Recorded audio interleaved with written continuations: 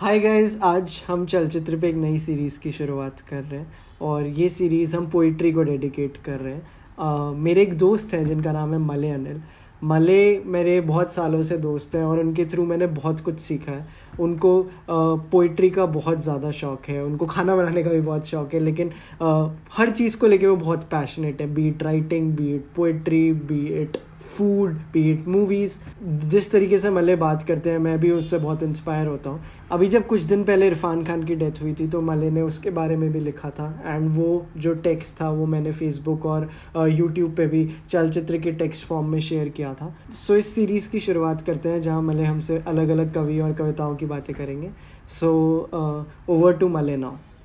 Hello दोस्तों, मेरा नाम है मलय और चलचित्र टॉक्स में आपका बहुत स्वागत है। मैं आज यहाँ आपसे एक बहुत ही ज़रूरी कवि और उनकी एक बहुत ही सुंदर कविता के बारे में बात करने के लिए हूँ। ज़रूरी कवि मैंने इसलिए कहा क्योंकि महमूद दरवेश, मुझे नहीं मालूम अगर आपको उनका नाम मालूम है या आप उनसे या उनकी कविताओं से परिचित हैं, लेकिन इस सदी के बेहद ज़रूरी कवियों में से वे हैं। और महमूद फ़िलिस्तीनी कवि हैं। हालांकि फ़िलिस्तीनी कवि कहना मुझे नहीं मालूम कि कितना ठीक है, क्योंकि पूरे विश्व को ही उन्होंने एक तरीके से अपना घर समझा और उनकी कविताओं के जो अनुवाद हैं वो लगभग दुनिया की हर भाषा में हुए हैं। और उनकी जो कविता मैं आपसे आज शेयर करने वाला हूँ, जो हम साथ में पढ़ने वाले हैं, वो कविता भी अरबी में लिखी गई, अरबी से अंग्रेज़ी उसका अनुवाद हुआ है, अंग्रेज़ी से हिंदी कविता मैं आपके साथ आज पढ़ूंगा। तो महमूद से मुझे नहीं मालूम अगर आपका परिचय है या नहीं, लेकिन आपने कुछ शायद फेसबुक पर लाइक वाइक करते हुए या ट्विटर पर कहीं एक बहुत ही एक 3 लाइन की छोटी सी कविता कहीं देखी होगी, ये आपने ज़रूर सुनी होगी। ये महमूद की ही कविता है। ये वो कविता है कि उसने मुझसे पूछा कि हम कब मिलेंगे। मैंने कहा लड़ाई ख़त्म होने के बाद। लड़ाई का यहाँ संदर्भ वॉर से है कि मैंने उससे पूछा हम कब मिलेंगे। उसने कहा कि युद्ध खत्म होने के बाद। उसने पूछा युद्ध कब खत्म होगा। मैंने कहा जब हम मिलेंगे। तो महमूद इस तरीके की कविताओं के बीच में विचरण करते हैं, टहलते हैं, तैरते हैं, क्योंकि कुछ प्रेम कविताएं हैं, कुछ युद्ध के समय की कविताएं हैं, लेकिन प्रेम जो है एक बहुत ही ख़ास एलिमेंट उनकी कविताओं में रहता है हमेशा।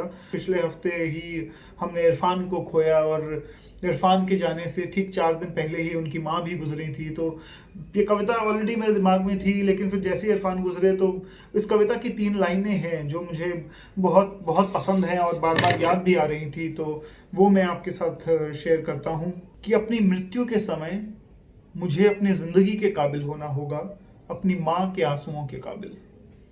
ये लाइनें हैं जो इरफान के जाने के बाद मुझे बार बार याद आ रही थी, तो इसलिए मैंने महमूद के बारे में बात करने को चुना।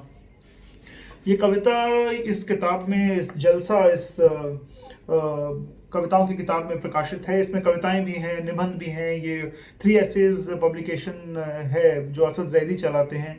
असद जैदी ने ही ये कविता ट्रांसलेट भी की है। बहुत बेहतरीन अनुवाद असद करते हैं और ये उनके एक बहुत बेहतरीन कविताओं में से एक है। तो मैं ज़्यादा समय ना लेते हुए आपसे मेरी माँ जो ये कविता है वो शेयर करता हूँ कि मुझे हुड़क उठती है अपनी माँ की बनाई रोटी की। हुड़क एक बहुत ही दर्दनाक एक टीस जो आपके जहन में रहती है, जो आपको परेशान करती है, कुलबुलाती है, जो जिसमें थोड़ा नॉस्टैल्जिया भी है, जिसमें थोड़ा प्रेम है, थोड़ी मुश्किलें हैं, थोड़ा दर्द है।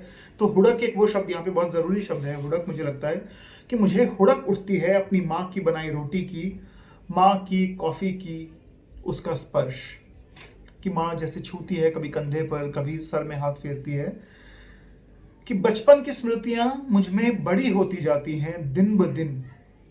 अपनी मृत्यु के समय मुझे अपनी जिंदगी के काबिल होना होगा, अपनी माँ के आंसुओं के काबिल। कि माएँ जो एक पूरा जीवन हमारे पीछे गुजार देती हैं, जो एक किस्म की मेहनत वो करती हैं हमारे पीछे हमें बनाने में, और हम जो बनते हैं कि क्या हम उस काबिल, उस पूरी मेहनत के काबिल हो पाते हैं। तो यहाँ जो फ़िलिस्तीन जिस एक समय से गुजरा है, जिस पूरी परेशानी से के सबब से फ़िलिस्तीन गुजरा है, तो यहाँ मदर तो है ही। यहाँ महमूद दरवेश की अपनी माँ है, और लेकिन ये मदर लैंड की भी बात है। ये महमूद अपने देश से, अपनी धरती माँ से भी बात कर रहे हैं कि और अगर मैं लौटा एक दिन, महमूद वापस आने के बारे में कहते हैं कि अगर मैं लौटा एक दिन, मुझे ग्रहण करना अपनी बाहों के एक नकाब की तरह। बहों का नकाब यानी कि जो बुर्का उनकी माँ पहनती हैं, उस नकाब की तरह घास से ढक देना मेरी हड्डियों को। तुम्हारे कदमों का आशीर्वाद हमें इकट्ठा बांधे रखेगा। तुम्हारे बालों की लट जिसमें एक धागा होगा तुम्हारी पोशाक के पीछे लटकता हुआ। मैं अमर हो सकता हूँ, शायद ईश्वर बन सकता हूँ अगर मैं छू सका तुम्हारे दिल की गहराइयों को। यह महमूद बार बार एक बात कहने की कोशिश कर रहे हैं कि काश जो तुम्हारी चीज़ें सबसे करीब है, माँ के सबसे करीब क्या है, उसकी नकाब है, जो उसका व्हील जिसे हम अंग्रेजी में कहते हैं वह है, वो भौहों की बिल्कुल एक आसपास बिल्कुल छूता हुआ वो एक पहनने परिधान है। तो महमूद अपनी माँ के लिए वह बनना चाहते हैं। और वो आगे बात करते हैं और चीज़ों के बारे में जो घड़ी की छोटी छोटी चीज़ें हैं कि माँ मेरा इस्तेमाल करना अपनी आग को जलाने वाली लकड़ी की तरह, कि माँ मेरा इस्तेमाल करना अपनी आग को जलाने वाली लकड़ी की तरह, अपने घर की छत पर कपड़े टांगने वाली रस्सी की तरह। माँ तुम्हारे आशीर्वाद के बिना मैं कमज़ोर हूँ, खड़ा नहीं हो सकता। मैं बूढ़ा हूँ, मुझे वापस देना मेरे बचपन के सितारों वाले नक्शे बतखों समेत, ताकि मैं बना सकूँ वह रास्ता तुम्हारे प्रतीक्षारत घोंसले तक। कि माँ मैं तुम तक लौटूं कैसे, तुम तक अपना प्रेम कैसे लौटाऊं जितना तुमने मुझे दिया है, तो मैं तुम्हारे करीब कैसे रहूं। अब हम कब लिखते हैं, हम कब सोच सकते हैं, हम किस तरह से बात करते हैं, हम जीवित हैं तभी हम बात करें। मैं इस वक्त बात कर पा रहा हूँ क्योंकि मैं जीवित हूँ। तो आपको लगेगा कि ये लौटने की बात बार बार है, ये कैसा लगता है जैसे ये मृत्यु के बाद की बात है कि माँ मुझे अपनी मृत्यु के समय अपनी जिंदगी के काबिल होना होगा, अपनी माँ के आंसुओं के काबिल। तो ये मृत्यु की बात यहाँ बार बार हो रही है, लेकिन वो मृत्यु की बात जब हो रही है तो कवि जीवित है। ये कितनी सुंदर बात है कि हालांकि बहुत सुंदर बात मुझे लगती है, लेकिन जब मैंने कविता एक बार ये 3 लाइन मैंने एक बार फेसबुक पर पोस्ट की थी तो मेरी माँ मुझसे बहुत नाराज़ हो गई थी, क्योंकि तुम एक माँ के जीवित रहते हुए बच्चे की मृत्यु के बारे में बात करना शायद माँ के लिए इससे कठिन कुछ भी नहीं। लेकिन मैं आपको बताऊं, आपको आश्चर्य होगा कि ये कविता महमूद ने लिखी, और महमूद जब चल बसे तो उनकी जितनी ऑबिचुरीज लिखी गई उसमें इस कविता का इस्तेमाल हुआ हमेशा।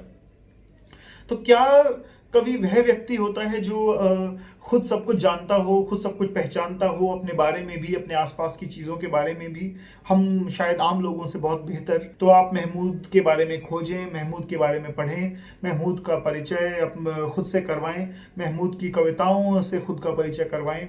और मैं आपसे अगले हफ्ते फिर से मिलूंगा एक नए कवि और एक नई कविता के साथ। तब तक के लिए बहुत बहुत शुक्रिया।